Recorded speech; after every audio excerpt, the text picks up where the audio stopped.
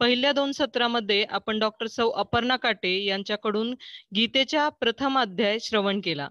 आजच्या तिसऱ्या सत्राच्या वक्त्या आहेत सौ संजीवनी गिरमकर. संजीवनी गिरमकर कृष्ण भावनामृत संघामध्ये जवळजवळ 16 वर्षापासून आहेत. त्यांचं राधिका कलेक्शन नावाचं लेडीज वेअरचं शॉपी आहे. संजीवनी माताजी अत्यंत उत्साही आहेत आणि सर्वांना कृष्ण भावनेचे ज्ञान प्रसारित करण्याची त्यांना नेहमी आवड असते.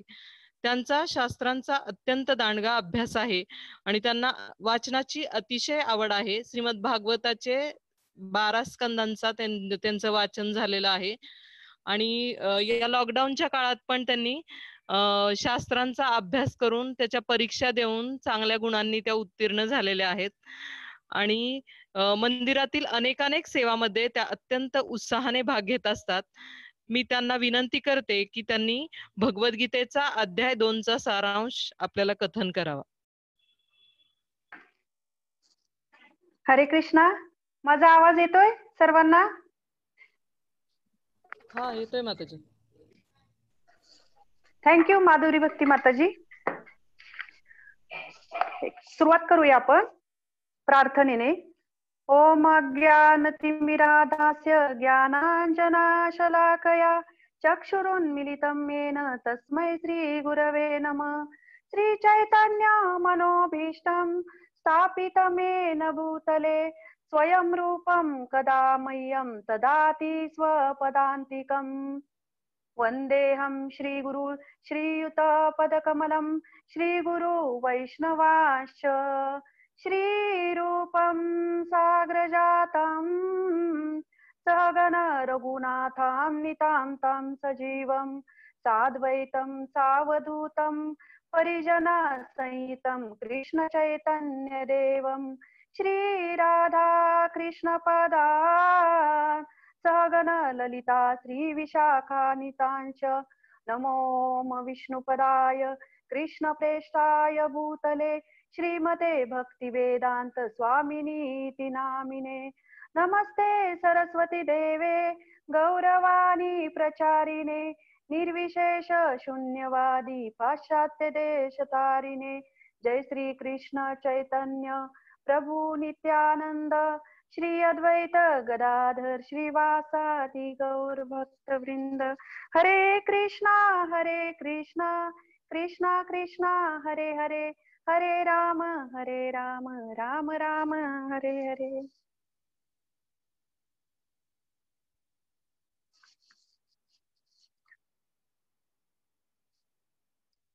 हरी बोल. गीता सारांशच्या शृंखलेमधील तिसऱ्या लेक्चर मध्ये आज सर्वांचे स्वागत आहे. आपण 2 लेक्चर मध्ये पूर्वी भगवद्गीतेतील पहिल्या अध्यायावर चर्चा केली. तर आता आपण पहिल्या अध्यायावर थोडीशी आपली उजळणी होईल त्या निमित्ताने की आपण काय काय शिकलो पहिल्या अध्यायामध्ये. याच्यावर थोडीशी आपण चर्चा करूया दुसऱ्या अध्यायाकडे वळण्याच्या अगोदर. तर पहिला अध्याय आहे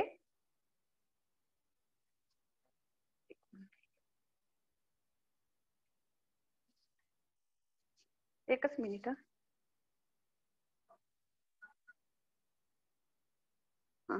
पहिल्या अध्यायामध्ये आपण पहिल्या 1 ते 11 श्लोकामध्ये आपण बघितले की दुर्योधनाची मानसिकता कशी होती याचा अभ्यास आपण थोडासा केला. त्याच्यामध्ये आपल्याला समजले की दुर्योधनाची जी युद्धाबद्दलची जी इतरांबद्दलची जी भावना होती ती आपल्याला समजली. आणि नंतरच्या 12 ते 20 श्लोकामध्ये आपण बघितले की भगवान श्रीकृष्ण हे म्हणजे पांडवांच्या बाजूने होते आणि ते पांडवांच्या बाजूने असल्यामुळे जे पाच जे विजयाचे संकेत होते की जे मागील लेक्चर मध्ये आपल्याला अपर्णा काटे मॅडमनी सांगितले की एक अलौकिक शंखाचं वर्णन आलेलं होतं की जिथे भगवान श्रीकृष्णांची व्यक्तिगत उपस्थिती आपल्याला इथे जाणवली. तिसरी गोष्ट म्हणजे अर्जुनाच्या ध्वजावर हनुमानजींची छबी होती म्हणजे हनुमानजी होते आणि लक्ष्मी देवीची साक्षात उपस्थिती तिथे होती. नंतरचा शेवटचा आपण बघितला की अर्जुनाचा रथ हा अग्निदेवांद्वारे दिलेला अर्जुनाचा रथ होता. तर ह्या 5 गोष्टी दर्शवित होत्या की विजय हा अर्जुनाचाच होणार आहे. आणि 21 ते 27 श्लोकामध्ये आपण अभ्यास केला की भक्तवत्सल भगवंत म्हणजे ऐश्वर्याने परिपूर्ण असूनही भगवंत हे भक्ताची सेवा कशी करतात की जसे आपण बघितले की अर्जुनाच्या रथावर भगवंतांनी सारथ्य केलेलं आहे आणि 28 ते 46 श्लोकामध्ये आपण बघितले की जीवनामधील कष्ट, तणावाचे लक्षण, हे वेगवेगळे प्रकारचे दुःख कसे येतात आणि अर्जुन हा युद्ध न करण्याचा संकल्प करतो. की त्याच्यात आपल्याला अपर्णा काटे मॅडमनी सांगितले होते की आधी दैविक, आधी भौतिक, आध्यात्मिक हे 3 प्रकारचे क्लेश आपल्या जीवनामध्ये येत असतात. तर हे पहिल्या अध्यायामध्ये आपण बघितले. चला मग आता आपण दुसऱ्या अध्यायाकडे वळूया की जेणेकरून याची रिव्हिजन झाली, आपल्याला समजले की पहिल्या अध्यायामध्ये काय आपण शिकलो. आता आपण दुसऱ्या अध्यायाकडे वळूया. दुसरा जो अध्याय आहे भगवद्गीतेचा, तो भगवद्गीतेचा जो दुसरा अध्याय आहे त्या अध्यायाचं नाव आहे सांख्ययोग. तर हा भगवद्गीतेतील सर्वात मोठा, भगवद्गीतेतील हा जो अध्याय आहे ना, तो हा भगवद्गीतेतील सर्वात मोठा 2 नंबरचा अध्याय आहे. की जो 18 नंबरचा अध्याय आहे भगवद्गीतेतील लास्टचा, तर त्याच्यामध्ये 78 श्लोका येतात. आणि हा 2 नंबरचा अध्याय आहे की यामध्ये 72 श्लोका येतात. तर आता आपण ह्या अध्यायाकडे येण्यापूर्वी की ह्या अध्याय जो आहे की ह्याच्यामध्ये 72 श्लोकांचे मी 4 विभागामध्ये त्याला डिवाइड केलेला आहे की जेणेकरून मी तुम्हाला खूप चांगल्या पद्धतीने समजावून सांगण्याचा प्रयत्न करू शकते ह्या 4 विभागांमध्ये. तर त्यातील 1 ते 10 श्लोक जे आहेत, तर त्या 1 ते 10 श्लोकामध्ये संकट नियंत्रण हा एक विभाग येतो. 11 ते 30 ह्या श्लोकामध्ये आपण बघूया की आपली वास्तविक ओळख काय आहे. आणि 31 ते 53 श्लोकामध्ये आपण बघू 2 प्रकारचे आपले कर्तव्य, आपल्या जीवनामध्ये 2 प्रकारचे कर्तव्य असतात. आणि 54 ते 72 श्लोकामध्ये आपण बघूया की सदैव प्रसन्न चित्त आपण कसे राहू शकतो. तर आता हा सांख्ययोग हा अध्याय आपण आता सुरू करूया. तर त्याच्यातील 2.7 म्हणजे 7वा श्लोक आहे हा दुसऱ्या अध्यायामधील, हा संकट नियंत्रण या विभागामध्ये येतो. तर ह्या श्लोकाचा आपण सुरुवात करूया 2.7. तर 2.7 मध्ये आपण बघूया हा श्लोक आहे, कार्पण्य दोषापहता स्वभाव पृच्छामि त्वां धर्म सम्मूढ चेता यच्छ्रेयस्यानिशितां ब्रूहि तन्मे शिष्यस्तेऽहं शाधिमां त्वां प्रपन्नम्. या श्लोकाचा मराठीतून अर्थ आहे, माझ्या दुर्बलतेमुळे मी माझ्या कर्तव्याबद्दल गोंधळून गेलो आहे आणि माझी मनशांती नष्ट झाली आहे. अशा स्थितीत माझ्यासाठी निश्चितपणे सर्वात श्रेयस्कर काय आहे याबद्दल मी तुम्हाला विचारित आहे. मी तुमचा शिष्य आहे आणि तुम्हाला शरण आलो आहे. तुम्हाला शरण आलो आहे, कृपा करून मला उपदेश करा. तर याच्यामध्ये अर्जुनाची मानसिकता आपल्याला समजत आहे की मागील अध्यायामध्ये जसे आपण धृतराष्ट्र असेल, दुर्योधन असेल यांची मानसिकता बघितली, तर ह्या श्लोकामध्ये आपल्याला अर्जुनाची मानसिकता समजते की अर्जुन इथे म्हणत आहे की मी माझ्या दुर्बलतेमुळे गोंधळून गेलो आहे आणि माझी मनशांती ही पूर्ण नष्ट झालेली आहे. तर आपण इथे बघूया की अर्जुन असं का म्हणत आहे, की अर्जुन हा दुर्बल आहे का, की अर्जुनामध्ये ती शक्ती नाही का? नक्कीच नाही. कारण अर्जुन हा त्या काळातला अतिशय क्षत्रिय शूरवीर राजा होता, क्षत्रिय होता, तो क्षत्रिय धर्माचं पालन करणारा होता. मग असा अर्जुन हा दुर्बल होईल का? नक्कीच होणार नाही हा दुर्बल. तर मग हा अर्जुन असा कशामुळे म्हणत असेल? तर ह्या श्लोकाच्या आपण पुढच्या स्लाइड कडे वळूया की या श्लोक आपल्याला डीप मध्ये समजून घेण्यासाठी आपण थोडस डीप मध्ये जाऊया की ह्या श्लोकाचे पण 2 भागामध्ये मी विभाग डिवाइड केलेला आहे. तर पहिला जो आहे तो संकट नियंत्रण.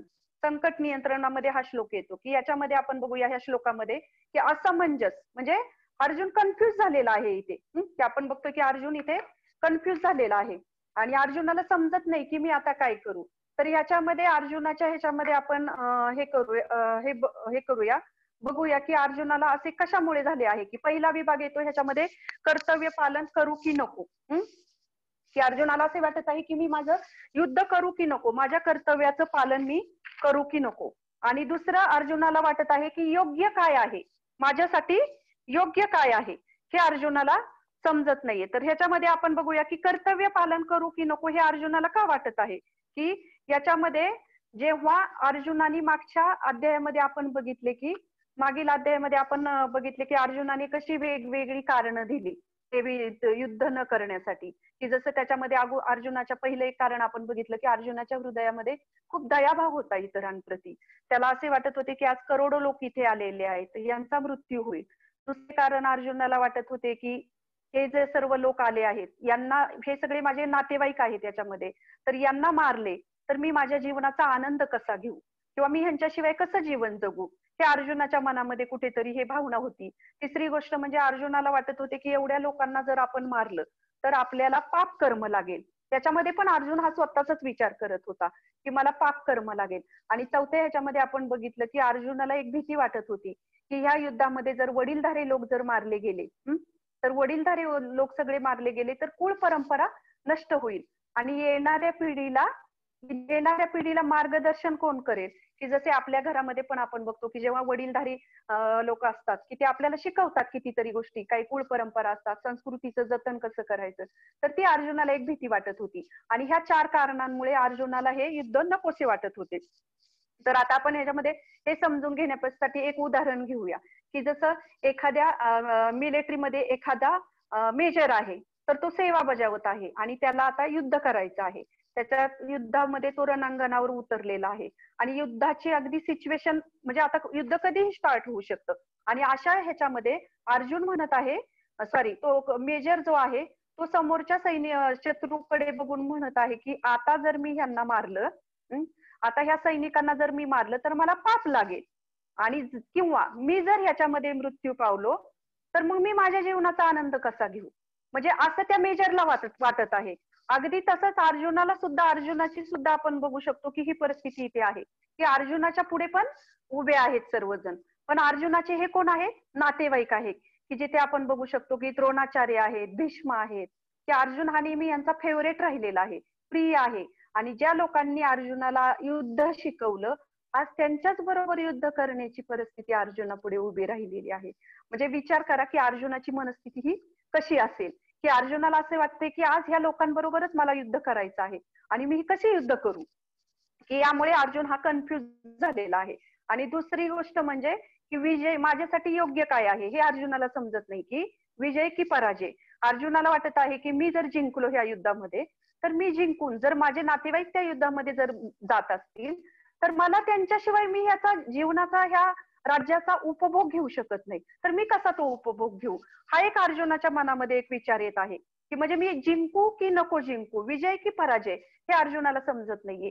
की एक उदाहरण जसं की आता एखाद्या क्रिकेटची कबड्डीची कॉलेजची मॅच आहे आणि त्याच्यामध्ये समजा त्या कॉलेजची टीम जी आहे त्या टीमची मी कप्तान आहे आणि त्या टीमची दुसऱ्या कॉलेजच्या टीम बरोबर कॉम्पिटिशन आहे आणि त्या कॉलेजच्या टीम मध्ये एक माझी चुलत बहीण आहे की जी मला अतिशय प्रिय आहे. आणि ज्यावेळेस ती कॉम्पिटिशन ठरते त्यावेळेस मला विचार येतो की अरे मी जर ही मॅच जिंकले, ही स्पर्धा जिंकले तर माझ्या बहिणीला किती दुःख होईल. मग मी कॉलेजच्या बाजूने साथ देऊ की माझ्या बहिणीच्या बाजूने साथ देऊ. म्हणजे ही जी द्विधा मनस्थिती जी आहे ना की ते आता आपण इथे बघतो की ती अर्जुनाची झालेली आहे. तर हे म्हणून आपण ह्या श्लोकामधून समजून घेऊ शकतो की अर्जुन कसा म्हणजे दुर्बल म्हणजे मानसिकरित्या दुर्बल झालेला आहे. की तो अर्जुन म्हणजे असा शूरवीर होता की असं स्वतःच्या क्षमतांवर त्याचा विश्वास नव्हता असा त्याचा अर्थ होत नाही ह्या श्लोकाचा. तर मग ह्याच्यातून एक आपल्याला अनमोल लेसन मिळत आहे ज्याच्यामध्ये आपण शिकू शकतो की कठीण अतिशय आसक्तीच्या कारणाने व्यक्ती चूक की बरोबर ही ओळखण्याची क्षमता घालवून बसतो. एक मिनिट.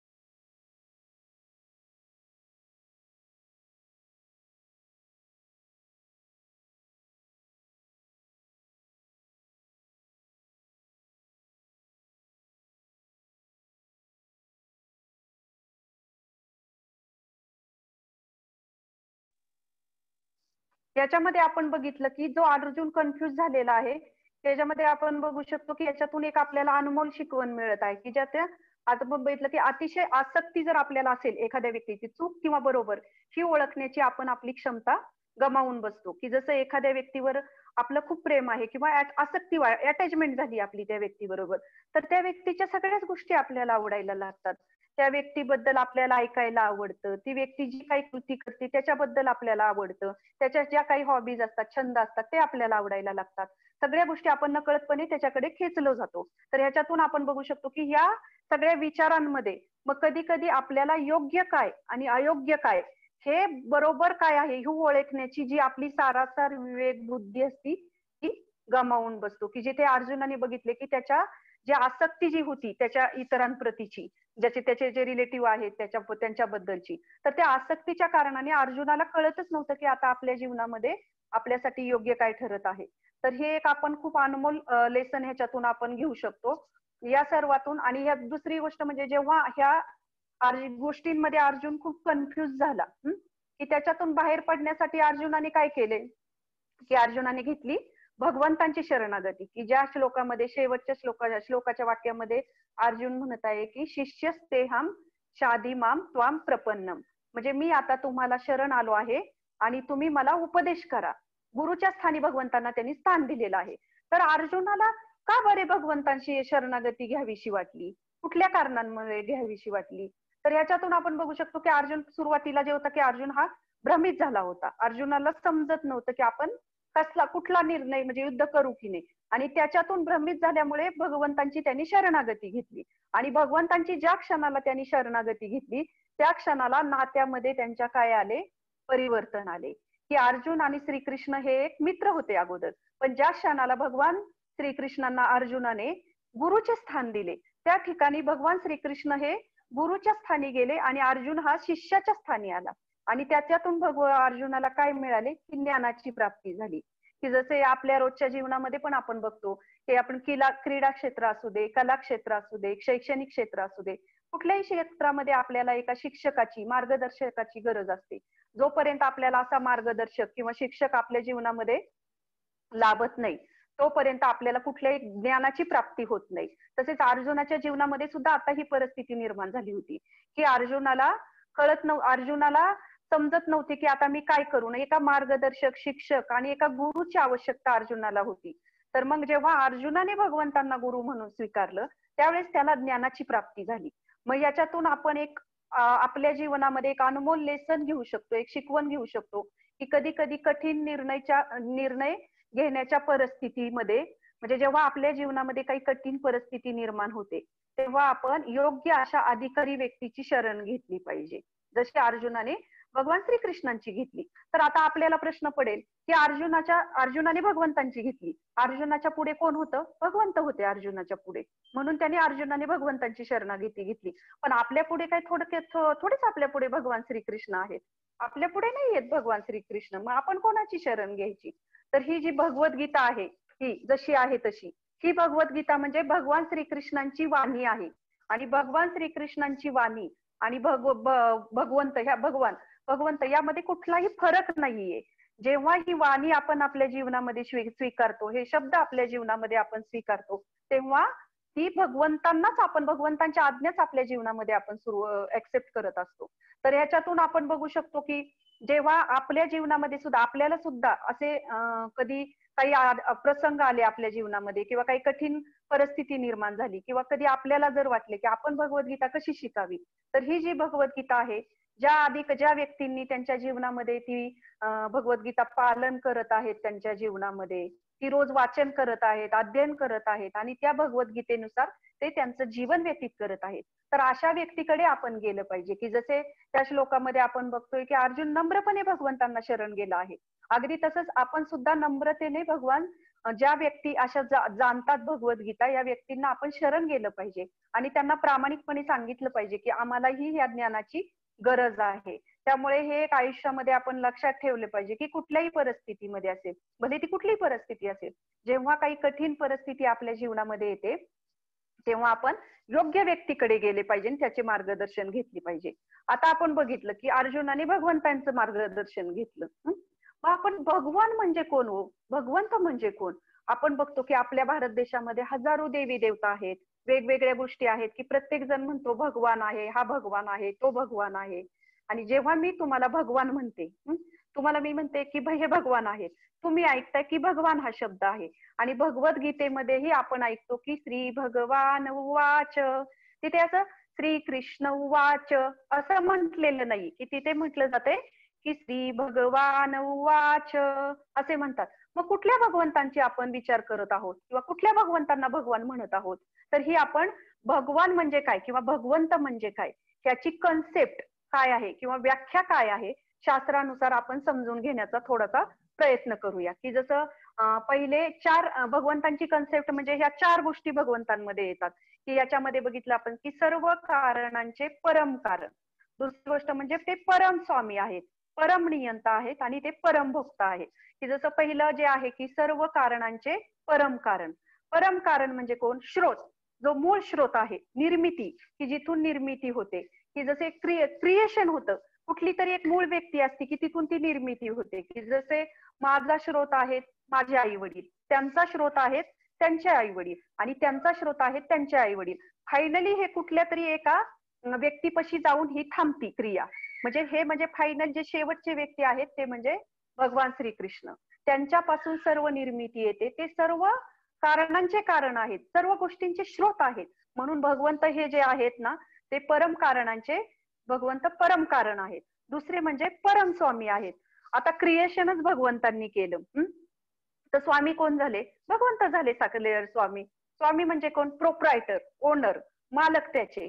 की जसे आपल्या जीवनामध्ये आपण बघतो की आपण आपल्या पण जीवनामध्ये आपण पण कुठेतरी एक स्वामी असतो, मालक असतो एखाद्या गोष्टीचे, ओनर असतो. की जसे आपल्या घराचे, आपल्या घराचे आपण ओनर आहोत. आणि किंवा आपली कार असेल, आपल्या कारचे आपण ओनर आहोत. पण जेव्हा आपण हे घर दुसऱ्यांच्या नावावर म्हणजे दुसऱ्यांना विकतो आपण, तर ते ऑटोमॅटिकली दुसऱ्याच्या नावावर होऊन जाते. किंवा आपला जर मृत्यू झाला, आपण जरी नाही ते केले तरी पण ते दुसऱ्यांच्या नावावर होते. तशी कार आहे, ती विकली आपण, ती दुसऱ्यांच्या नावावर होऊन जाते. म्हणजे आपल्या जीवनामध्ये आपण बघतो की आपण किती सीमित रूपात स्वामी आहोत. म्हणजे सीमित रूपात आपल्याकडे मालकी हक्क आहे ह्या सगळ्या गोष्टींचा. पण भगवंतांचे तसे नाही, की भगवंत हे परम स्वामी आहेत. सगळ्याचे स्वामी भगवंत आहेत. की का तर त्यांच्यापासून ती निर्मिती झालेली आहे, त्यामुळे ते परम स्वामी आहेत. आणि तिसरे आपण बघूया की परम नियंता. परम नियंता म्हणजे कोण? की कंट्रोलर, नियंत्रक. ते स्वामी असल्यामुळे ते आपोआपच कोण झाले? कंट्रोलर झाले, नियंत्रक झाले या सर्व गोष्टींचे. आता नियंत्रक म्हणजे कोण? की आता जसं समजा मी आज इथे लेक्चर देते तुम्हाला आणि मला जर थोडी तहान लागली किंवा मला खोकला आला, तर मी किती वेळ कंट्रोल करू शकते हो ह्या सर्व गोष्टींवर? नक्कीच नाही. किती एक जास्तीत जास्त काही सेकंद, तहानेसाठी काही मिनिट, याच्यापेक्षा मी जास्त नियंत्रण करू शकते का? तर नक्कीच नाही करू शकत. मग जिथे आपल्या शरीरावर, आपल्या बॉडीवरच आपले नियंत्रण नाही, तर आपण इतरांना काय कंट्रोल करणार? की जसे आपल्या जीवनामध्ये आपल्याला वाटतं की माझ्या पत्नीने माझ्या हिशोबाने चालावं, माझ्या पतीने माझं ऐकावं, माझ्या मुलांनी माझं ऐकावं, या सर्वांवर माझं नियंत्रण असावं. पण जिथे आपले शरीरच आपल्या नियंत्रणात नाहीये, तर तिथे आपण इतरांना काही नियंत्रण करणार? तर इथे बघू शकतो की आपण म्हणून भगवंत हे कोण आहे? परम नियंत्रक आहेत. भगवंत ह्या सर्व गोष्टींचं कंट्रोल करतात. आणि जेव्हा ते कंट्रोल करतात तेव्हा भगवंत कोण बनतात? परम भोक्ता बनतात. परम भोक्ता म्हणजे कोण? सुप्रीम एन्जॉयर, सगळ्याचे भोक्ता, आनंद घेणारे व्यक्ती आहे. की जसे त्यांच्यापासून निर्मिती झालेली आहे, त्यांचे ते त्याचे स्वामी आहेत, ते त्याचे कंट्रोलर आहेत. त्यामुळे ते आपोआप त्याचे एन्जॉयर बनतात, सुप्रीम एन्जॉयर बनतात. की आनंद घेणारे, त्या गोष्टीचा ते आनंद घेणारे बनतात. की आता हे तुम्हाला सांगण्यासाठी एक मी उदाहरण देते हे समजून देण्यासाठी. की आता एखादी व्यक्ती आहे XYZ, तर ती दुसऱ्या शहरामध्ये राहते. पण तिने तिचं एक हॉटेल टाकलंय बारामती सिटीमध्ये. आणि टाकल्यानंतर त्यांनी ते हॉटेल टाकण्यासाठी त्या व्यक्तीने जागा खरेदी केली आहे. हॉटेल तिथे त्याचं बांधकाम केलेलं आहे त्या हॉटेलचं. आणि दुसरी गोष्ट म्हणजे की त्या ठिकाणी त्याने काही सर्वंट आणलेले आहेत, कुक आणलेला आहे, सगळी अरेंजमेंट त्यांनी तिथे केलेली आहे. आणि मग त्यामुळे ते आता हॉटेल खूप चांगल्या पद्धतीने चालू आहे. पण तो व्यक्ती एका महिन्यातूनच तिथे येतो आणि एका महिन्यातून आला की तो त्याचा जो काही प्रॉफिट आहे तो घेऊन जातो. तर तो का घेऊन जातो? का तर तो तिथला भोक्ता आहे, एन्जॉयर आहे. काय एन्जॉयर आहे? तर कारण त्यांनी ती सगळी फॅसिलिटी प्रोव्हाइड केलेली आहे. मग तसेच अगदी हे सुद्धा समजून घेऊया की भगवंतांपासून ह्या सगळ्या गोष्टी आलेल्या आहेत. भगवंतांनी ही सगळी अरेंजमेंट केलेली आहे. मग भगवंतांनी ही अरेंजमेंट केलेली असल्यामुळे भगवंत आपोआप त्या गोष्टीचे भोक्ताही झालेले आहेत, एन्जॉयर झालेले आहेत. आणि ह्या सगळ्या ज्या काही गोष्टी आहेत त्या भगवान श्रीकृष्णांसाठी बनवलेल्या आहेत.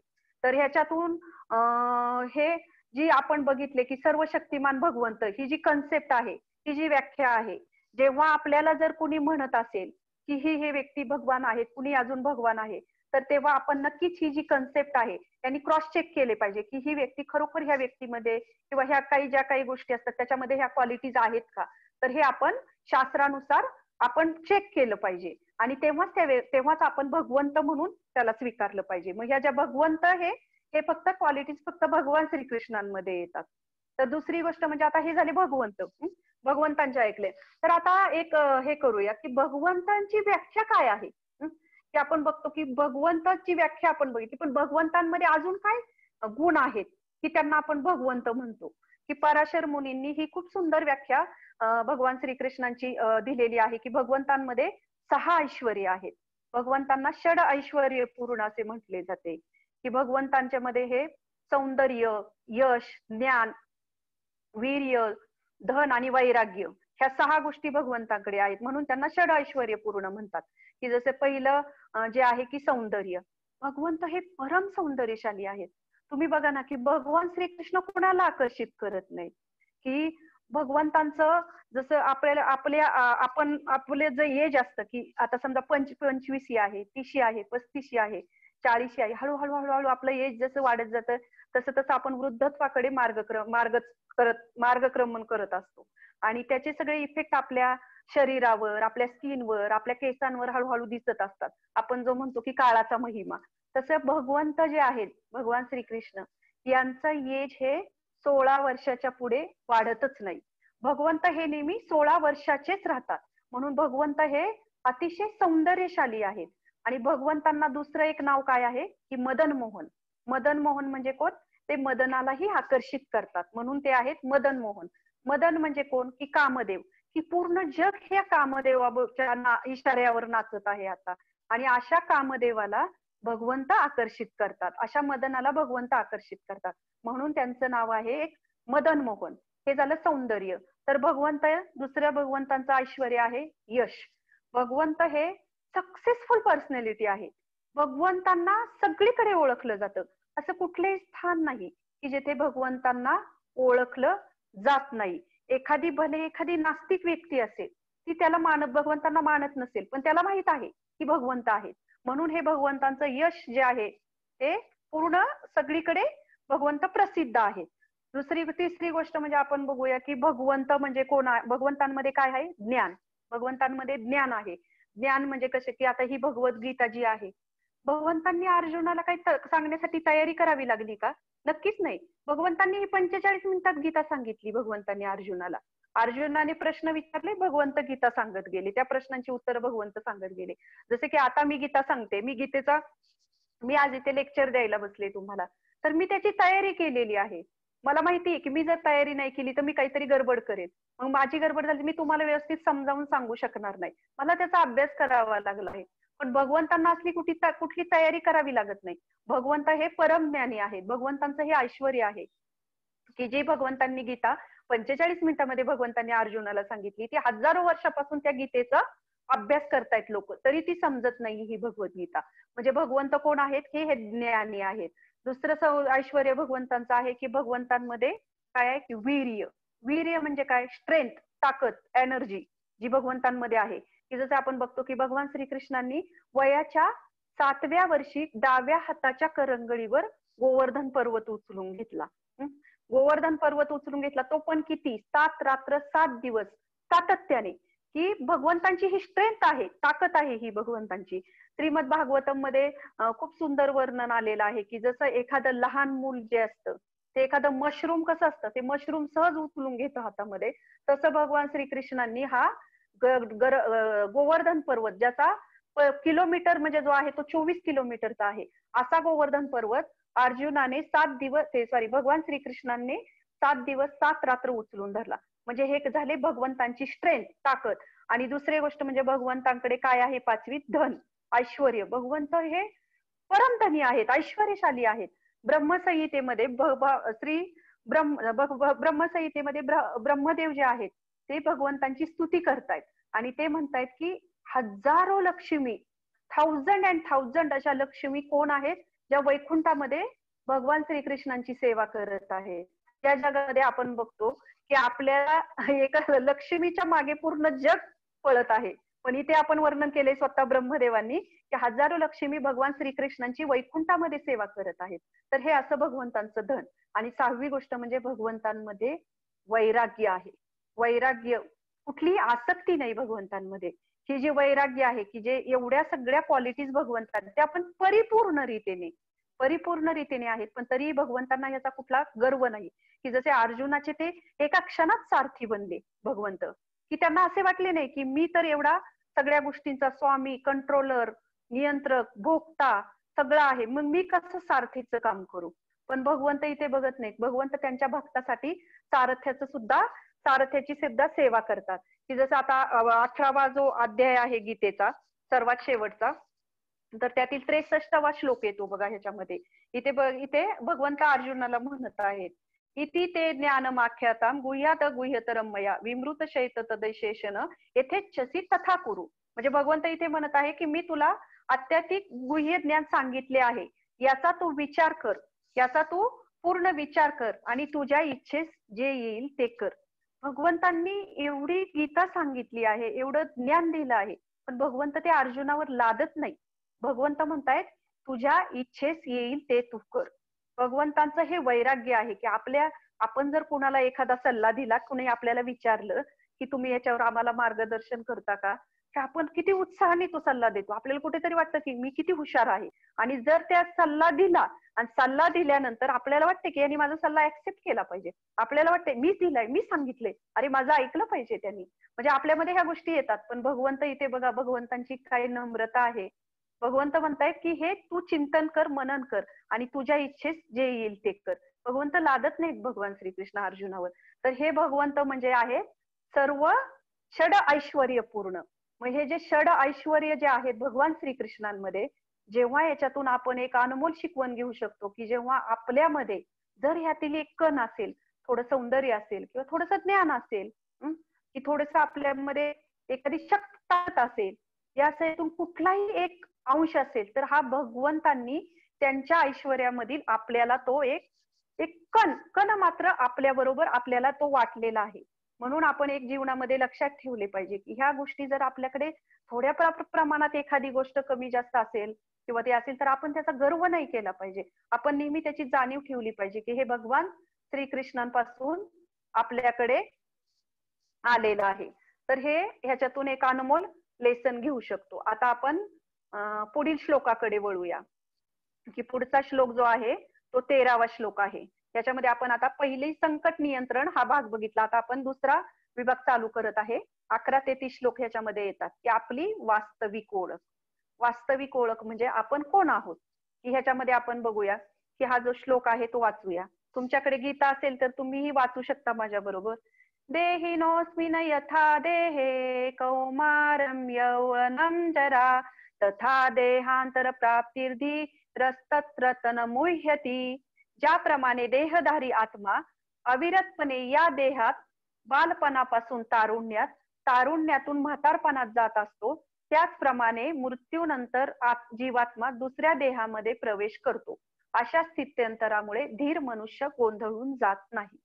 तर या श्लोकामध्ये आत्म्याचं वर्णन केलेलं आहे. आत्म्याचं म्हणजे आपलं शरीर कसं बदलतं हे असं ह्या श्लोकामध्ये वर्णन आलेलं आहे. की यामध्ये आपण बघू शकतो की जेव्हा आपण बालपणापासून तारुण्यात, तारुण्यातून म्हातारपणात हळूहळू आपलं शरीर कसं हळूहळू वेगवेगळ्या टप्प्यात पोहोचत असतं. की आता आपण लेक्चर ऐकतो की ते वेगवेगळ्या टप्प्यावर, जीवनाच्या टप्प्यावर असतील. कुणी 40 वर्षाचे असतील, कुणी 25 वर्षाचे असतील, कुणी 70 वर्षाचे असतील. वेगवेगळ्या टप्प्यांवर आता आपण जीवन जगतोय. पण आपण जर बघितलं की आपण लहानपणी कसे होतो, आपल्याला जर आपण बघितलं आपल्या बालपणामध्ये की सॉरी की आपल्या बालपणामध्ये आपण जेव्हा आपण बालपणीचे आपल्या फोटो बघतो की जसे आपण आपले कोणी मित्र आले, मैत्रिणी आल्या की आपण लहानपणीचे जे बालपणीचे अल्बम काढले, तर आपण म्हणतो अरे हा हा ही बघा ही मी आहे, ही 2 वर्षाची मी आहे, ही 1 वर्षाची असतानाचा माझा फोटो आहे. त्यावेळेस आपण बघतो, आपण ओळखतो का हो, आपल्याला ओळखतो का तो फोटो, किंवा आपल्याला आठवतं का ते की ही मी लहानपणीची अशी होते? नक्कीच नाही. आपल्याला हे आपल्या आई वडिलांनी सांगितलेलं असतं की ही लहानपणीची ती तू आहेस, आणि मग आपण त्याच्यावर विश्वास ठेवतो. म्हणजे याचा अर्थ काय की आपलं शरीर हे निरंतर बदलत असतं, त्याची प्रक्रिया ही निरंतर चालू असते, निरंतर. पण हे आपल्या लक्षात येत नाही की आपलं शरीर हे कसं बदलतं, की बालपणातून ते कौमार अवस्थेत जातं, कौमार्यातून यौवन, मग नंतर हळूहळू वृद्धत्वाकडे, आणि जेव्हा हे वृद्धत्वाकडे वाटचाल करतं तेव्हा इथे एक शेवटची ओळ आहे की अशा स्थित्यंतरामुळे धीर मनुष्य गोंधळून जात नाही. जर त्याला ही मी कोण आहे याची जर ओळख असेल तर अशा वेळेस तो ह्या परिस्थितीमुळे किंवा ह्या स्थित्यंतरामुळे गोंधळून जात नाही. त्याच्यातून आपण ह्या श्लोकामधून आपण शिकू शकतो. तर आता मी कोण आहे, तर ह्याच्यामध्ये आपण बघूया की मी कोण आहे, की जेव्हा आपल्याला आपल्या ह्याच्यामध्ये एखादा इंटरव्ह्यूला एखादी व्यक्ती जाते, की एखादी व्यक्ती इंटरव्ह्यूला जाते आणि इंटरव्ह्यूला गेल्यानंतर एक आईस ब्रेकिंग क्वेश्चन असतो, की आईस ब्रेकिंग क्वेश्चन म्हणजे काय, की मी कोण आहे. म्हणजे तुम्हाला विचारला जातो की आईस ब्रेकिंग तुमच्याविषयी सांगा, तुमच्याविषयी माहिती सांगा. म्हणजे जेव्हा असा प्रश्न सांगितला जातो की तुमच्याविषयी सांग, तेव्हा आपण काय सांगतो की आपण आपलं एज सांगतो, आपल्या घराचा ऍड्रेस सांगतो, आपलं क्वालिफिकेशन सांगतो किंवा आपल्या कुटुंबाविषयी सांगतो, आपल्या म्हणजे आपल्याला आपला पूर्वीचा जॉब काय होता तो सांगतो, आपल्या डिमांड्स काय आहेत त्या सांगतो, आपलं एज, त्या सगळ्या गोष्टी आपण वर्णन करून सांगतो. वर्णन म्हणजे जे आहे तो आपला बायोडाटा तो त्यांच्या पुढे आपण प्रेझेंट करतो. मग आता जर मी कोण आहे याच्यामध्ये आपण बघितलं की आपण आपलं नाव सांगतो. तर आपलं नाव पण बदलतं की नाही, की जसे आपण बघतो की आपलं स्त्रियांचं तर हमखास बदलतं, की विवाह झाल्यानंतर पतीचं नाव लागतं, सरनेम लागतं, त्यामुळे स्त्रियांचं तर बदलतं. पण जर ज्याला कोणाला स्वतःचं नाव बदलायचं असेल तर ते पण त्याला किती सोपं आहे की तो त्या पेपरमध्ये ऍडव्हर्टाईज देऊ शकतो आणि स्वतःचं नाव बदलून घेऊ शकतो. म्हणजे आपलं नाव पण बदलतं, आपलं यश पण बदलतं. की आज मी जे मागील श्लोकामध्ये आपण त्याचे वर्णन ऐकले आहे की वय आपण कसे वेगवेगळ्या टप्प्यांमध्ये, आज 35 वर्षाचे, पुढच्या वर्षी आपण 36 वर्षाचे होतो, नंतर 37 वर्ष, म्हणजे एज पण हे आपले बदलत असते, घर आपले बदलत असते. एवढेच काय की आपले रिलेटिव्ह, आपले जे परिवार आहे तो सुद्धा बदलत असतो. की जसे आपण लग्नाच्या अगोदर आपल्या आई वडिलांबरोबर राहत असतो, नंतर लग्न झाल्यानंतर आपण आपल्या लग्नाच्या अगोदर आई वडिलांबरोबर राहतो, जेव्हा आपल्याला जॉब लागतो तेव्हा आपण आपल्या मित्रांबरोबर राहतो, आणि आपलं लग्न झाल्यानंतर आपण परत आपल्या पती बरोबर, पत्नी बरोबर, मुलांबरोबर आपण आपलं आयुष्य व्यतीत करतो. म्हणजे आपले रिलेटिव्ह सुद्धा, नातेवाईक सुद्धा बदलतात. मग एवढंच काही, तर आताच्या काळामध्ये आपण बघू शकतो की लोक लिंगही बदलून घेत आहेत. मग परमनंट की आपण आहोत कोण, मी म्हणजे कोण, जेव्हा असा प्रश्न आपल्याला पडतो की मी म्हणजे कोण, तेव्हा आध्यात्मिक गोष्टींमध्ये प्रवेश करण्यासाठी आपण पात्र ठरतो, किंवा आपले लर्निंग स्टेप्स आहे, ही पहिली शिकण्याची एक पायरी आहे की मी कोण आहे. आणि मी कोण आहे ह्या प्रश्नाचे उत्तर आपल्याला भगवद्गीता देते. तर मी कोण आहे म्हणजे मग आपण आहोत तरी कोण, तर आपण हे थोडं समजून घेण्याचा प्रयत्न करूया ह्या स्लाइड मध्ये. की जसे ह्याच्यामध्ये मी कोण आहे ह्याच्यामध्ये हे बघितलं की आपण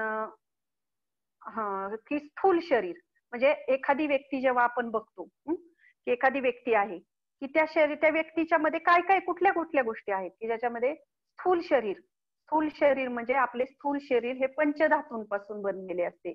पृथ्वी, जल, वायू, अग्नी आणि आकाश, या पंचधातूंपासून हे स्थूल शरीर बनते. आणि सूक्ष्म शरीर म्हणजे काय, की आपला मन, बुद्धी आणि अहंकार, हे आपलं सूक्ष्म शरीर आहे. आणि याच्यामध्ये कोण राहतो, आत्मा. जेव्हा आपण एखादी व्यक्ती बघतो तेव्हा हे तीन ह्याचं पॅकेज असतं पूर्ण, की जेव्हा आपण एखाद्या व्यक्तीला बघतो तेव्हा त्याचं हे तीन पॅकेज आहेत, एक पॅकेज आहे त्या शरीराचं, ते आपण समजून घेऊ शकतो. तर आत्मा म्हणजे काय आहे, की आत्मा हा सच्चित आनंद आहे. तर ह्या आत्म्याचे जे वर्णन आहे की पुढील अध्यायामध्ये येईलच, आपण ह्याच्यामध्ये काही इतके डीप जाणार नाही. त्याचं आत्म्याचे सगळे ज्या क्वालिटीज आहेत सच्चित आनंद, ते पुढील अध्यायामध्ये येणार आहेत. त्यामुळे आत्म्याचा गुणधर्म जो आहे तो सच्चित आनंद आहे. आणि मग जेव्हा हे सूक्ष्म शरीर आपला जेव्हा मृत्यू होतो तेव्हा ह्या स्थूल शरीराचा मृत्यू होतो आणि हा आत्मा पुढील देहामध्ये जातो. मग हा मन, बुद्धी, अहंकार, यातील जो अहंकार आहे तो अहंकार आपल्याला नेहमी जागृत ठेवतो की मी शरीर आहे. मी कोण आहे, शरीर आहे. आणि ज्या काही इच्छा, आकांक्षा असतात त्या ह्या आत्म्याद्वारे, अहंकाराद्वारे आपल्याला पुढील शरीर स्वीकारण्यास भाग पडतात. म्हणून ह्या श्लोकामध्ये आपल्याला एक सांगितलं की मी कोण आहे, याच्यावर आपण थोडस एक चिंतन करू, मनन करू, तेव्हा भगवद्गीता समजण्यासाठी आपण कुठेतरी पात्र झालो, किंवा आपण त्या विषयामध्ये भगवद्गीता आपल्याला शिकवत आहे. तर आता आपण पुढील श्लोक घेऊया ह्याच्यामधील, की 11 ते ह्याच्यामधला श्लोक आहे तो न जायते म्रियते वा कदाचिनाय भूत्वा भविता वा न भूय अजो नित्यं शाश्वतं यं पुराणो न हन्यते हन्यमाने शरीरे. म्हणजे याच्यामध्ये वर्णन आलेलं आहे की हा आपण बघितलं की आपलं शरीर म्हणजे काय आहे नेमकं. मग हा शरीरामध्ये आत्मा आहे. की मग हा आत्मा आहे तरी काय, किंवा ह्या आत्म्याचे गुणधर्म म्हणजे काय गुण आहेत, तर या श्लोकामध्ये वर्णन केलेलं आहे की कोणत्याही काळी आत्म्यासाठी जन्मही नाही आणि मृत्यूही नाही.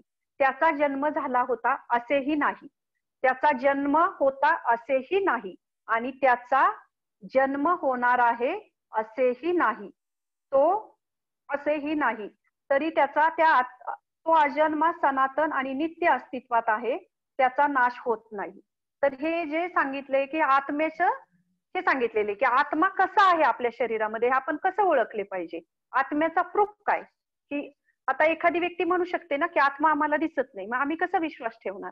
तर ही आत्म्याची जी उपस्थितीची जी साक्ष आहे, तर याचे मी एक थोडक्यात आपल्या दैनंदिन जीवनामधील काही गोष्टी काही वैज्ञानिकरित्या सांगण्याचा प्रयत्न करते. की याच्यामधील पहिला जो आहे आत्म्याच्या उपस्थितीचा जो प्रूफ आहे तो म्हणजे सामान्य बोध. सामान्य बोध. दुसरा आहे म्हणजे मृत्यूच्या जवळून आलेला अनुभव, नियर डेथ एक्सपिरियन्स. आणि तिसरा आहे शरीराच्या बाहेर असलेला अनुभव, आउट ऑफ बॉडी एक्सपिरियन्स. आणि चौथा जो आहे तो पूर्वजन्माच्या स्मृती. तर सामान्य बोध मध्ये आपण बघू शकतो की जर एखाद्याचा मृत्यू झाला, तर आपण मृत्यू झाल्यानंतर आपण जेव्हा जातो तेव्हा तेथील एक आक्रोश चालू असतो की हे आम्हाला सोडून गेले, हे आम्हाला सोडून गेले. पण ज्यावेळेस आपण म्हणतो की सोडून कसे गेले, शरीर तर तिथेच आहे ना, की जे शरीर आपण पहिल्यापासून प्रेझेंट आहे आपल्या समोर, मग कोण सोडून गेलो. की जसं एखादी स्त्री आहे, तिचा पती मृत्यू झालाय तिच्या पतीचा, आणि ती जोरजोरात आक्रोश करत आहे की हे मला सोडून गेले, माझे पती मला सोडून गेले, किंवा माझा नवरा मला सोडून गेला. त्यावेळेस आपण जर तिला म्हटलो की तुझा नवरा कुठे सोडून गेला आहे तुला, हे बघ, हे त्याची बॉडी तर इथेच आहे, शरीर तर इथेच आहे, जे आधीपासून तुझ्या समोरच होते ना, आता पण तुझ्या समोर आहे. तर ती काय म्हणेल, नाही नाही, माझा पती मला सोडून गेला, हा तर त्याचा हे तर फक्त त्याचे शरीर आहे. मग याच्यातून आपण विचार करू शकतो की मग नेमके काय सोडून गेले, शरीर तर इथेच आहे, मग ह्याच्यातलं काय सोडून गेले असेल. तर जसं हा जो शब्द, हे जे वाक्य आहे की तुम्ही पंजाबी मध्ये जा, केरळी मध्ये जा, कन्नड मध्ये जा, कुठल्याही लँग्वेज मध्ये, कुठल्याही भाषामध्ये त्याला एकच वाक्य आहे की ते आम्हाला सोडून गेले. जरी इंग्लिश मधून एखादी माय हजबंड हॅज लेफ्ट, माझा पती मला सोडून गेला, तर हा एक सर्वसामान्य बोध आहे. की जर व्यक्तीचं शरीर तिथेच आहे तर त्याच्यातील काय गेले, म्हणजे त्याच्यातील आत्मा गेला, की हे दैनंदिन जीवनामधील सामान्य बोध आहे. तो पण आपण बघू शकतो, विचार करू शकतो ह्याच्यावर. दुसरा म्हणजे आहे मृत्यूच्या जवळून आलेला अनुभव. तर मृत्यूच्या जवळून आलेला अनुभव म्हणजे कसा, एक मायकेल सिबॉल म्हणून आहेत, कार्डिओलॉजिस्ट आहेत ते. तर त्यांनी अशा कितीतरी केसेस म्हणजे आहेत त्याच्यावर रिसर्च केलेला आहे, अशा कितीतरी केसेस त्यांनी पुढे आणलेले आहेत.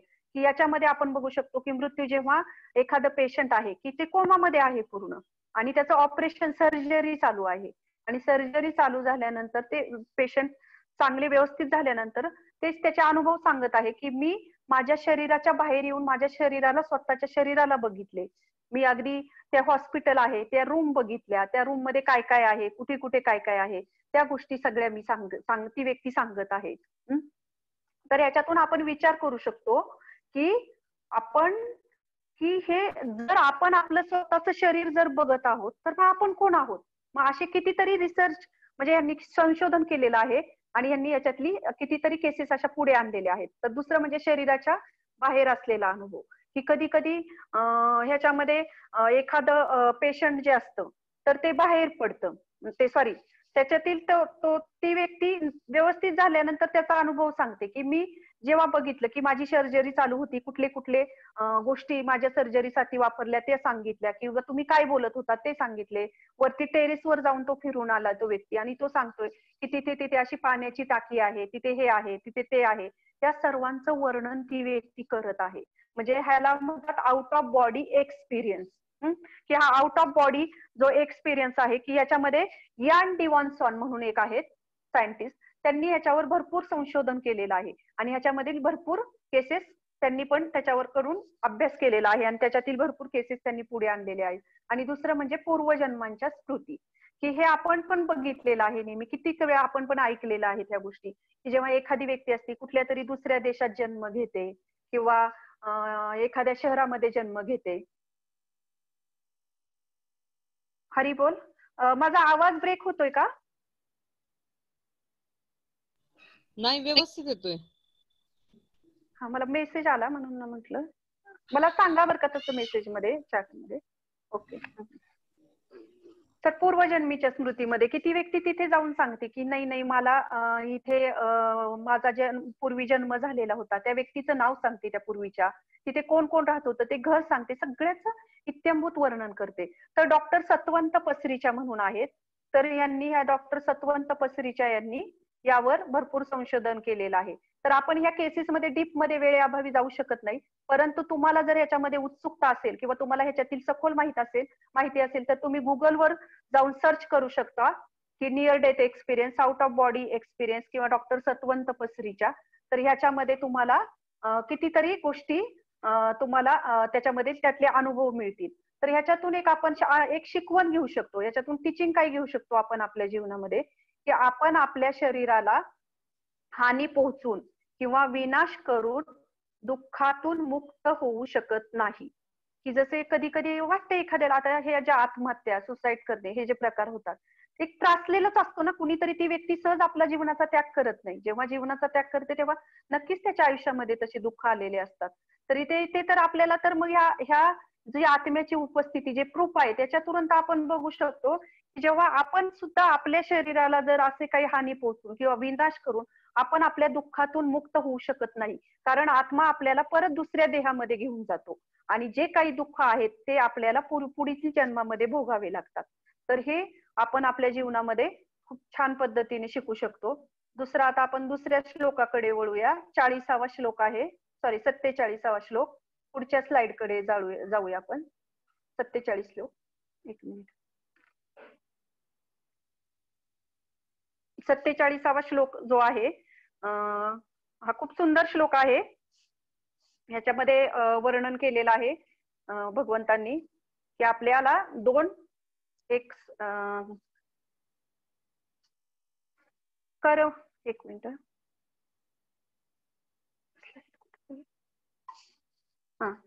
कर्मण्यवाधिकारस्ते मा फलेषु कदाचन मा कर्म फल हेतुर्भू मा ते संगोस्तव कर्मणी.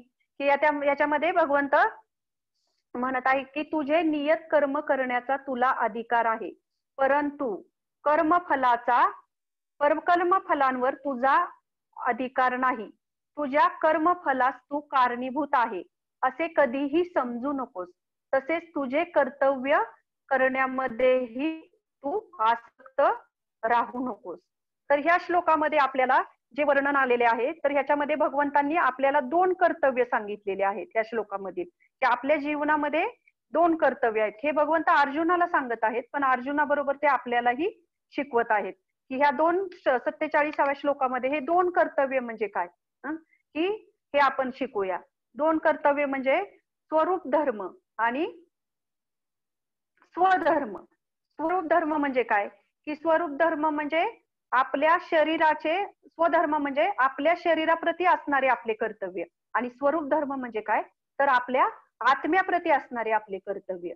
तर स्वधर्मामध्ये काय काय येते, की शरीराप्रती असणारे कर्तव्य, की आपले जे परिवाराचं जे पोषण आपण करतो त्याच्यामध्ये आपल्या रोजच्या दैनंदिन गोष्टी आहेत, की घराचे क्लिनिंग करणे, कुकिंग करणे किंवा जॉब करणे, या सगळ्या गोष्टींचं रोजच्या दैनंदिन गोष्टी, साफसफाई करणे, जॉब करणे, परिवाराचं पालन पोषण करणे, हे सगळ्या ज्या गोष्टी आहेत त्या आहेत आपल्या शरीराप्रती असणारे कर्तव्य.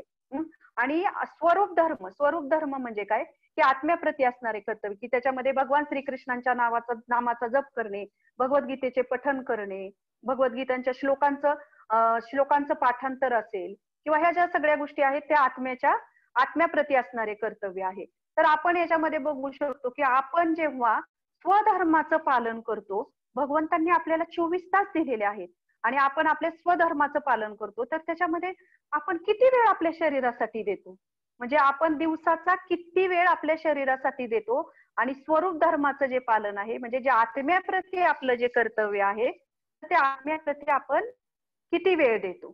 तर आपण विचार केला, आपण जर आपल्या जीवनामध्ये डोकावून बघितलं, तर आपण सगळ्या गोष्टी शरीराप्रतीच करत असतो. आपण मग्न झालेला असतो ह्या सगळ्या गोष्टींमध्ये. आपण आपले आत्म्याप्रती काय कर्तव्य आहे, हे आपण विसरून जातो. त्यामुळे आपल्या आत्म्याप्रती सुद्धा आपली काही कर्तव्य आहेत, हे आपण जाणून घेतले पाहिजे. की जसे एक उदाहरण देते, की एखादी स्त्री आहे, की ती स्त्री आहे, त्या स्त्रीने एक पिंजरा खरेदी केलेला आहे, पिंजरा. आणि तो पिंजरा पूर्ण सोन्याचा आहे. आणि ती त्या पिंजऱ्याबरोबर एक पोपट पण घेऊन येते. आता तो पोपट घेऊन आल्यानंतर तो पिंजरा सोन्याचा असतो. ती इतकी त्या पिंजऱ्याला स्वच्छ, क्लीन करते. म्हणजे तिचं त्या पिंजऱ्यावर एवढं लक्ष असतं प्रत्येक वेळेस, की पूर्ण ती त्याच्यात मग्न होते. आणि काही दिवसांनी तो पोपट मरून जातो, त्याचा मृत्यू होतो. तर हा पोपट का बरं मृत्यू झाला ह्या पोपटाचा? तर म्हणजे त्या पोपटाकडे तिने त्या पिंजऱ्याच्या विचारांमध्ये त्या पोपटाकडे तिने पूर्णपणे दुर्लक्ष केले. त्या पोपटाकडे तिचे त्याला अन्न, पाणी ह्या गोष्टी लागतात, ती विसरूनच गेली. त्यामुळे त्या पोपटाचा काय झाला? मृत्यू झाला. तर याच्यातून आपण शिकू शकतो, की अगदी तसेच आपण सुद्धा ह्या आपल्या शरीराच्या शारीरिक गोष्टींकडे इतकं आपण रमून जातो, की आपण आपल्या आत्म्याच्या कर्तव्याप्रती जे असतो स्वरूप धर्माचे जे कर्तव्य असतो, आपला स्वरूप धर्म, तो आपण पूर्णपणे विसरून जातो. आणि आत्म्याच्या प्रती असणारे कर्तव्यही आपल्या जीवनामध्ये किती महत्वाचे आहेत, हे आपल्याला जाणून घेतले पाहिजे. की याच्यातून त्यामुळे आपण एक अनमोल शिकवण किंवा जे लर्निंग टीचिंग आहे, की याच्यातून आपण शिकतो, की जेव्हा आपल्या जीवनामध्ये सुद्धा काही असं असंतुलन होतं किंवा जीवनामध्ये काही बॅलन्स राहत नाही, कधी काही गोष्टींमध्ये जीवन असंतुलित होऊन जातं, तेव्हा आपण लक्षात घेतलं पाहिजे, की कृपया लक्ष द्या आपल्या जीवनाकडे आणि आपले जीवन संतुलित करा. कारण हे जीवन बॅलन्स करणे हे खूप महत्वाचे आहे. कारण जेव्हा आपण आत्म्याप्रती आपलं दुर्लक्ष करतो, स्वरूप धर्माविषयी जे कर्तव्य आहे ते आपण विसरून जातो, त्यामुळे आपोआप आपल्याला त्याची रिएक्शन आपल्या जीवनामध्ये मिळते.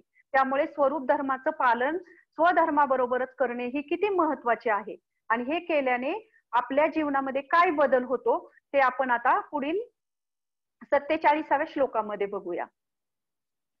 47. कर्मण्यवाधिकारस्ते मा फलेषु कदाचन मा कर्मफल हेतुर्भू तो संगोस्तव कर्मणी. आम्हाला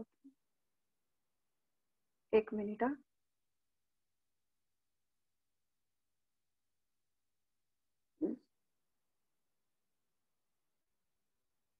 सॉरी, 40वा श्लोक. 40.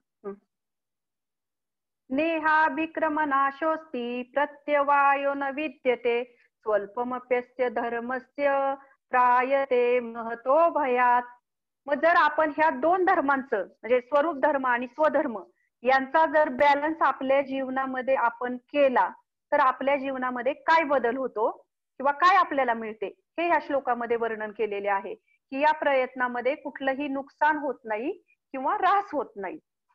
की याच्यामध्ये आपण बघू शकतो, की भगवंत सांगतायत, की कधी कधी आपण बघतो जीवनामध्ये, की एखादी गोष्ट आहे, की समजा एखादी व्यक्ती आहे, तिचं पीएचडी झालं ह्या जीवनामध्ये आणि अचानक तिचा मृत्यू झाला पीएचडी झाल्यानंतर.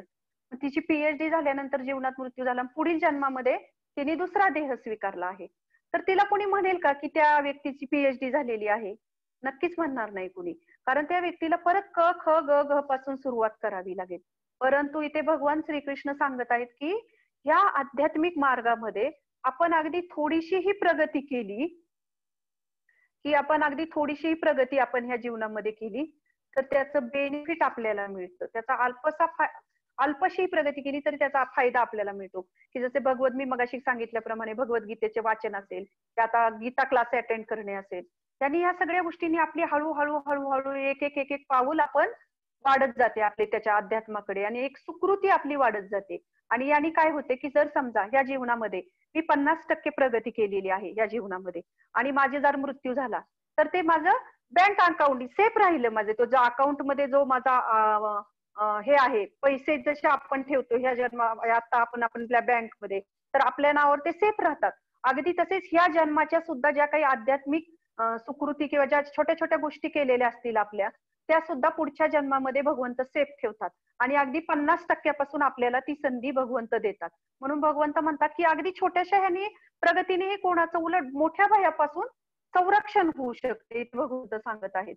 की जसे ह्याच्यातून आपण बघू शकतो की आज समाजामध्ये मी सुद्धा अशी कितीतरी कुटुंबामध्ये अशी मुलं बघितलेली आहेत छोटीशी, की ज्या कुटुंबामध्ये कुठलीही संस्कृती नाहीये, कुठलंही आध्यात्मिक असेल किंवा एक संस्कृती असेल, तर ह्या सगळ्या ह्याच्यामध्ये कुठेही हे नाहीये, कल्चर नाहीये त्या घरामध्ये.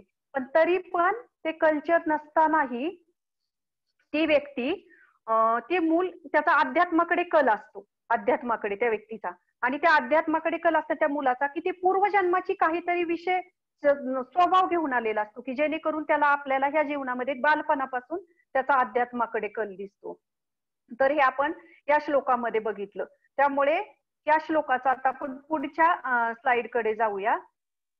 पुढील श्लोक जो आहे, सदैव प्रसन्न चित्त, हा जो आहे की 59वा श्लोक आहे, सदैव प्रसन्न चित्त. तर ह्या गोष्टींचं जर आपण आपल्या पालन जीवनामध्ये केलं तर आपल्याला काय मिळतं, हे या श्लोकामध्ये वर्णन केलेलं आहे. की स्वरूप धर्म आणि स्वधर्माचं पालन केलं तर आपल्याला जीवनामध्ये काय मिळतं. तर विषया विनिवर्तन्ते निराहारस्य देहिना रसवर्जरम रसोप्यस्यम परम दृष्टा निवर्तते. देहदारी जीवात्मा जरी इंद्रिय भोगापासून निवृत्त झाला तरी त्याची इंद्रिय विषयांबद्दलची गोडी राहतेच, परंतु उच्चतर रसाचा अनुभव घेऊन अशी कार्य थांबवल्यास तो चेतनेमध्ये स्थिर होतो.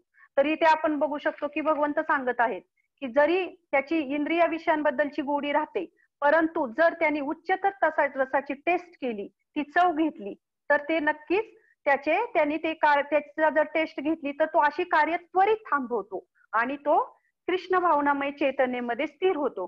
की जसे जर आपल्या जीवनामध्ये ह्या दोन्ही कर्तव्यांचा बॅलन्स केला तर व्यक्ती हा सुखी होऊ शकतो. की आपल्या जीवनामध्ये आपण बघतो कितीतरी गोष्टी आपण आनंद मिळवण्यासाठी करत असतो, पण कुठल्या ना कुठल्या स्टेप्सला आपल्याला कुठेतरी काहीतरी मिसिंग वाटत असते, असे काही ना काहीतरी कुठेतरी हरवल्यासारखे वाटते, की असं कधीच होत नाही की 100% आपण आनंदी आहोत. तर हे जे आपण जेव्हा ह्या स्वरूप आणि स्वधर्माचं पालन आपण आपल्या जीवनामध्ये करू तर आपल्याला ही सर्वोत्तम रसाची प्राप्ती होते. आणि ह्या सर्वोत्तम रसाचं जे हे आहे प्राप्ती जी आहे, अनुभूतीची प्राप्ती, ती म्हणजे ही आहे ही भगवद्गीता. जशी आहे तशी जी आपण जेव्हा आपल्या जीवनामध्ये त्या दोन कर्तव्याचं बॅलन्स करू तेव्हा आपल्याला ती प्राप्त होईल. तर ही एक अनमोल शिकवण आपल्याला या श्लोकामध्ये मिळते. तर आता आपण पुढील श्लोक घेऊया. 65वा श्लोक आहे तो, सदैव प्रसन्न चित्त. याच्यामध्ये 62 ध्यायतो विषयान् पुंसा संगस्तेषुपजायते संगसज्जायते कामा कामक्रोध बीजायते. म्हणजे इंद्रिय विषयांचे चिंतन करीत असताना मनुष्याची त्या विषयांच्या ठिकाणी आसक्ती वाढत जाते आणि अशा आसक्तीपासून काम उत्पन्न होतो आणि कामापासून क्रोधाचा उत्पन्न होतो.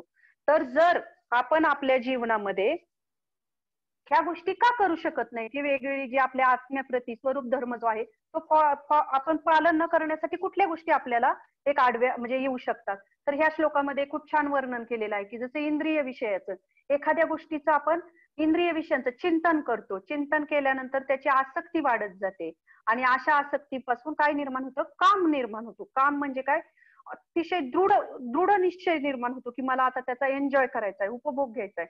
आणि जर ते नाही मिळालं तर त्याच्यापासून कशाचं काय निर्माण होतो, तर क्रोध. की जसं फॉर एक्झाम्पल एक पिझ्झा, आता मला पिझ्झा खावासा वाटलाय पण माझ्या पुढे पिझ्झा आहे का, नक्कीच नाही.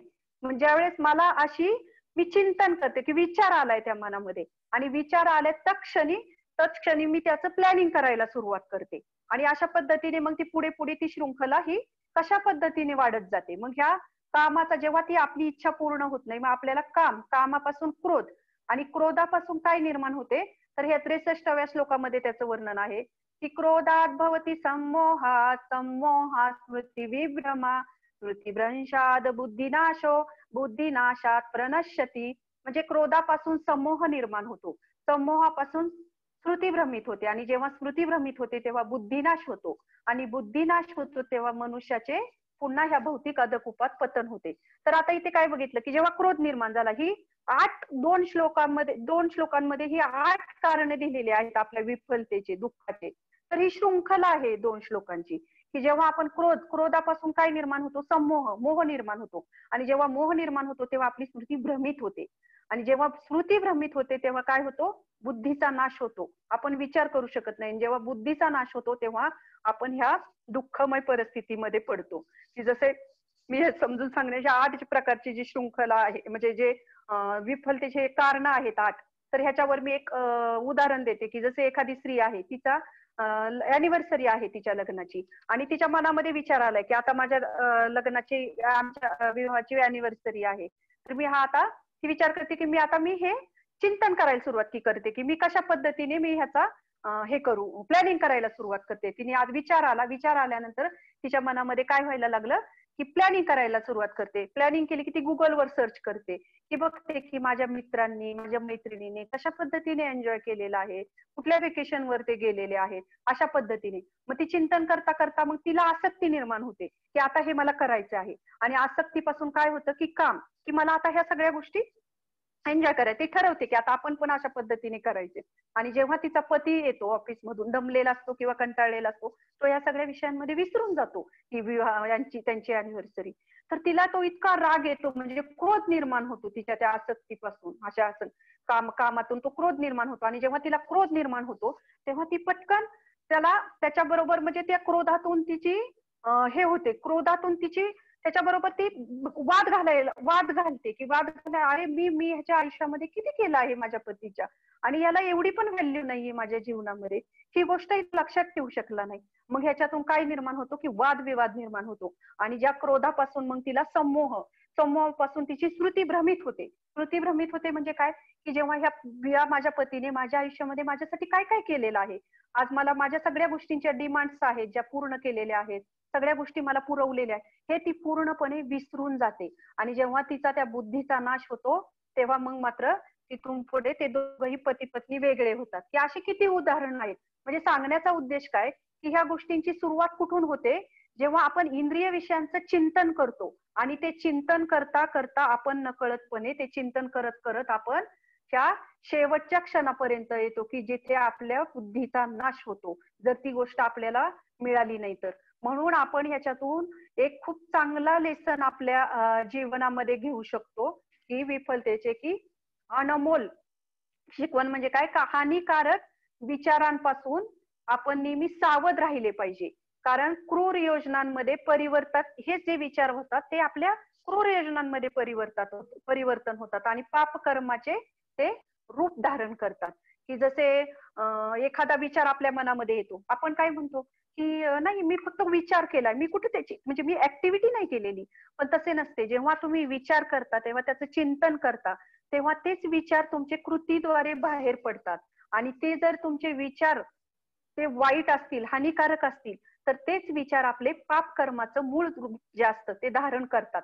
आणि म्हणून आपण नेहमी आपल्या जीवनामध्ये हे लक्षात ठेवले पाहिजे, की आपण नेहमी चांगले विचार, चांगल्या लोकांच्या संगतीत राहिले पाहिजे.